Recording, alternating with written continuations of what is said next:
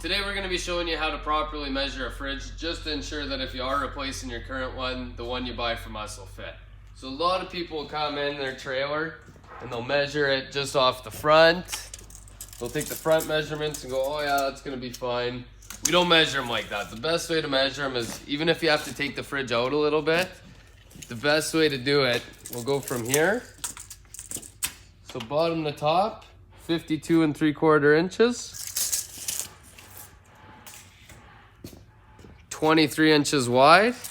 And then depths are kind of standard, but not all the time. So what we're gonna wanna do is 23 1/4 front to back. Just go to the furthest place back. See, this would be 24 right to the end of the fins. I wouldn't worry too much about depth, but try it out just to make sure. So what we're kind of going for is, this is a trailer where the fridge has been removed. That measurement we want is basically the size of the hole that it fits into. So you measure this hole, the width and the height and the depth.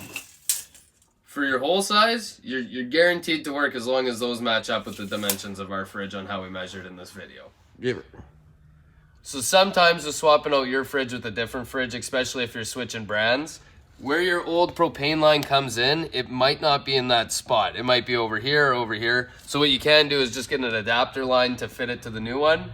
Not most of the time, they usually add up, especially if you're sticking with brands, but just keep that in mind that you might have to do some swapping of the lines.